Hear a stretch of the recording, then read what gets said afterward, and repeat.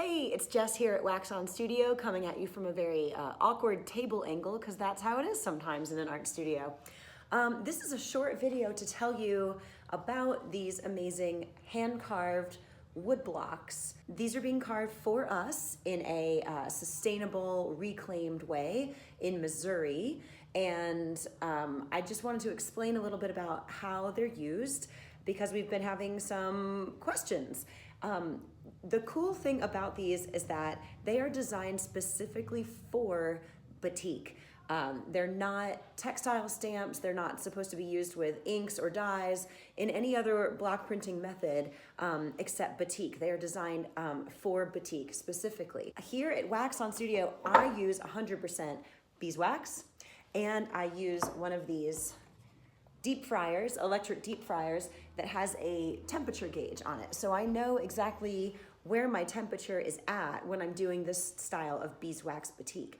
So what I'm going to show you in this video is a brief anatomy of these stamps, and then I'll show you how they work. So, all right.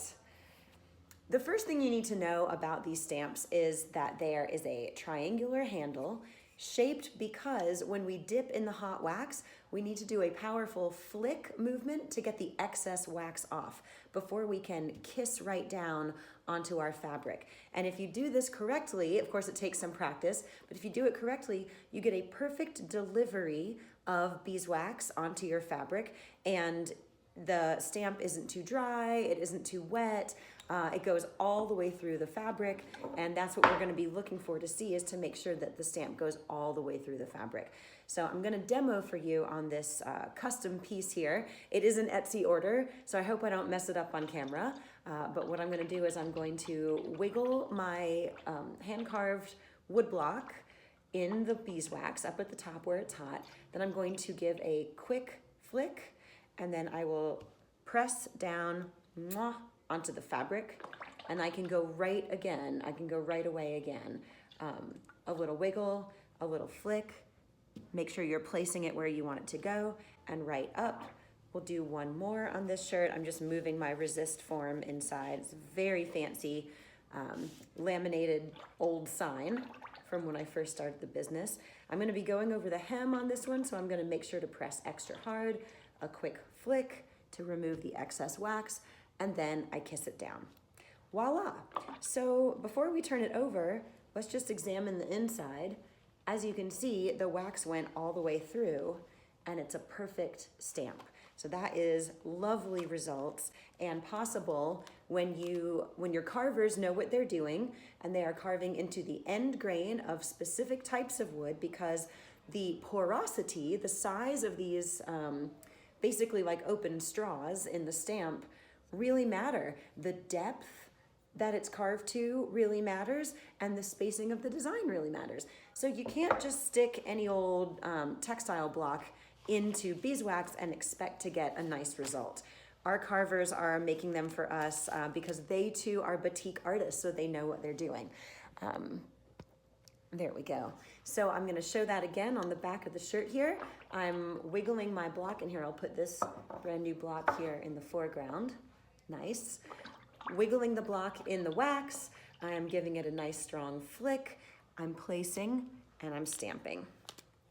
Right, that one was a little bit off my center line, so I'm going to try to come back to the center line.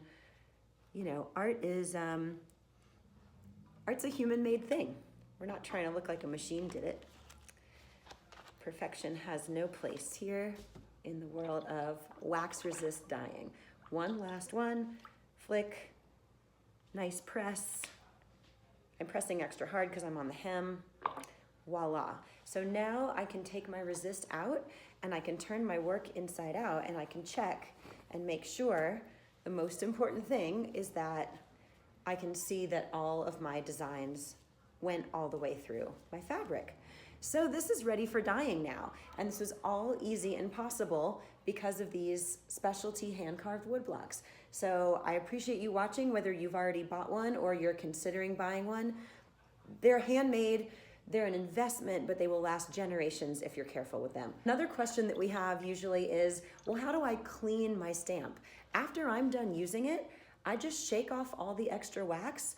I place it down on my table and I let it cool. I have found that if you let it cool face down, it will glue itself to the table, and then you'll need to use some kind of scraper tool to pry it off, which could damage any delicate edges. So I let it cool that way, that way, that way, however you want to let it cool. Works except for face down, but that of course depends on your surface. So have so much fun with your new blocks. I love them. It does take some practice, especially the flicking, but if you want to know more, you can take a class. All right. Happy batiking. Bye.